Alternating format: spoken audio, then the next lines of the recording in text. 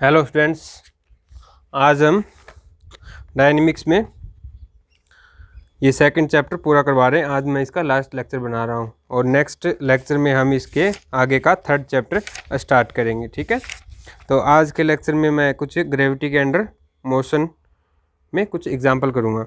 तो देखो, मैं एक एग्जाम्पल ले रहा हूँ। A particle is projected vertically upward from the earth surface with a velocity just sufficient to carry it to infinity. यानी कि एक कण पृथ्वी से ऊपर की ओर ऊर्ध्वाधर दिशा में ऐसे वेग से फेंका जाता है कि वह अनंत दूरी तक पहुंच सके। ठीक है, यानी कि हमने एक ऐसा फोर्स लगाया, एक ऐसा वेग से फेंक दिया ऊपर इसको कि वो अनंत दूरी तक पहुंच जाए। ठीक है,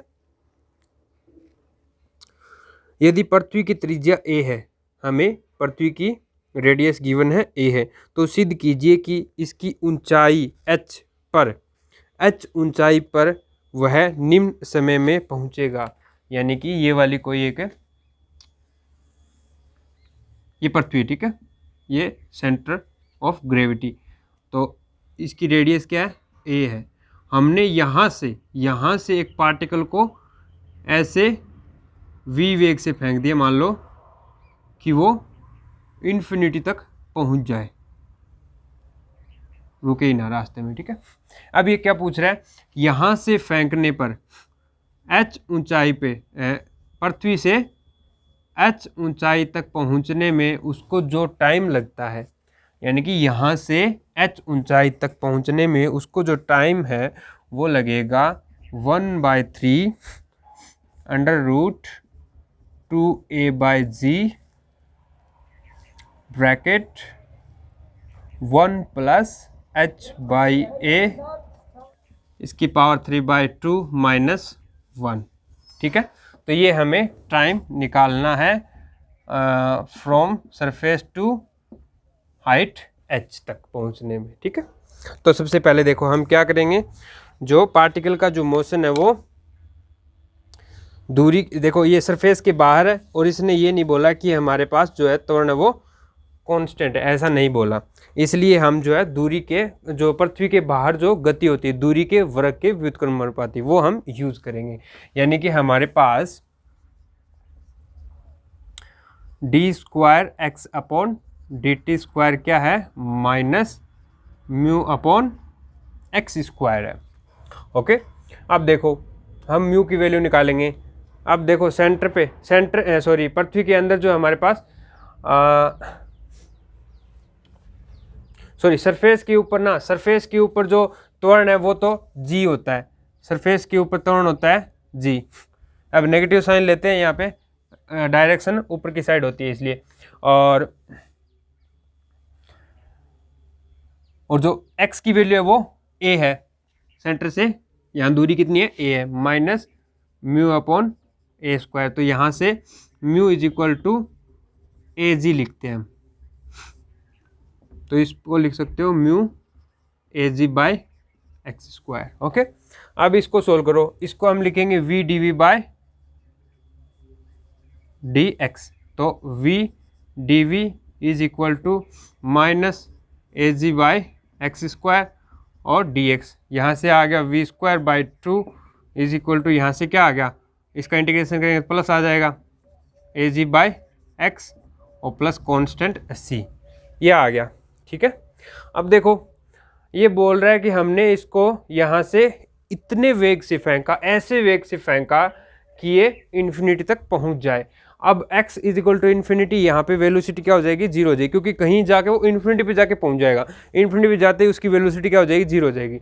यानी कि x = इन्फिनिटी पे v = क्या हो जाएगा, 0 हो जाएगा। तो 0 इन्फिनिटी 0, तो c की वैल्यू क्या आ गई, 0 आ गई। ठीक है, अभी देखो हमारे पास इक्वेशन क्या आ गई, v² = 2ag/x। हमें क्या निकालना है, रिलेशन t और x में निकालना है, और यहाँ से और यहाँ तक पहुँचने में लगा समय निकालना है। तो देखो v = क्या हो गया, v =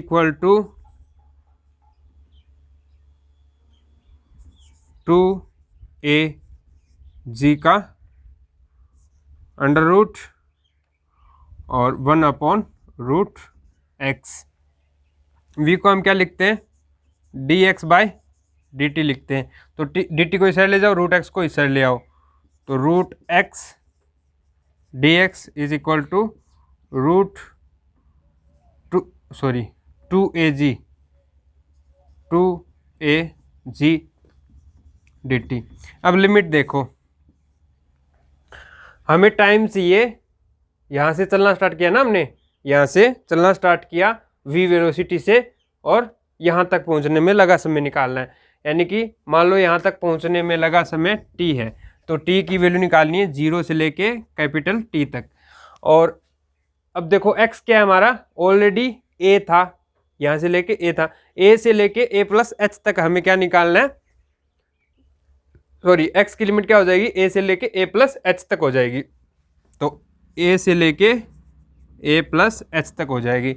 अब आप इसका इंटीग्रेशन कर दीजिए, अंडर रूट एक्स का इसका इंटीग्रेशन होता है 3/2 और डिवाइड में आ जाएगा 3/2, और इसकी लिमिट है a से लेके a प्लस h तक। और आगे क्या होगा, ये तो कांस्टेंट है, इंटीग्रेशन करेंगे dt के रिस्पेक्ट में तो ओनली t आएगा, और अपर लिमिट है तो t आ जाएगा, कैपिटल T और अंडर रूट 2az। अब इसको सोल्व कर लीजिए, इसको डिवाइड कर दीजिए, तो capital T is equal to 1 upon under root 2az, और इसकी अपर लिमिट रखो फिर लोअर लिमिट रख दो, और 3/2 यानी कि 2/3 बन जाएगा, इसको बाहर ले लो, यानी कि 2/3 को मैंने बाहर ले लिया, और अपर लिमिट रखी तो a प्लस h की पावर 3/2 माइनस लोअर लिमिट यानी कि 3/2। Capital T is equal to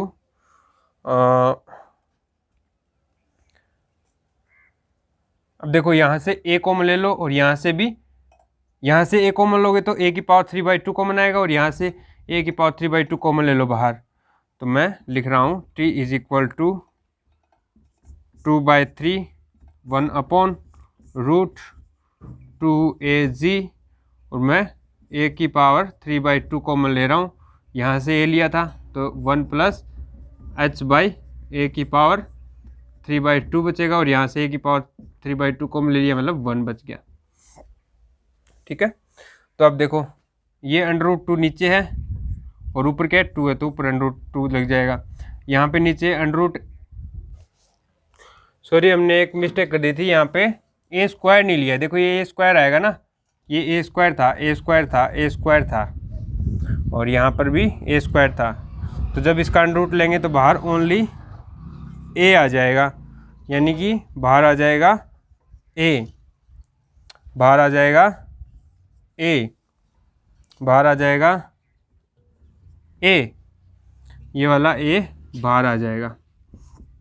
अब देखो ये वाला 2 तो कट गया, ऊपर आ गया, यानी कि ऊपर आ गया, ये 1 पावर है, ये 3/2 है, तो हाफ बचेगा ओनली। ठीक है, a की पावर रूट बचेगा, तो ऊपर आ गया रूट 2a, और नीचे रूट g 1/3, और यहाँ पे 1 प्लस h बाई a की पावर 3/2 माइनस 1, ये कैपिटल T, यानी कि पृथ्वी तल से h ऊंचाई तक पहुँचने में लगा समय, जो कि हमें फाइंड आउट करना था। तो ऐसे ही आपके पास सारे क्वेश्चंस हैं, तो मैंने हर टाइप का इसमें क्वेश्चन करवा दिया एसएसएम में जो भी होता है, तो आप इसके ऊपर प्रैक्टिस करिए। जो भी आपको अगर क्वेश्चन नहीं आ रहा है, किसी में डाउट आ रहा है, किसी क्वेश्चन को आप नहीं कर पा रहे हो, आइडिया चाहिए, तो आप मुझे उसको सेंड कर सकते हो। ठीक है, मैं उसका सॉल्यूशन आपको प्रोवाइड करवाऊँगा। और आज के लेक्चर में इतना ही, नेक्स्ट क्लास में हम 3rd चैप्टर स्टार्ट करने वाले हैं। ठीक है।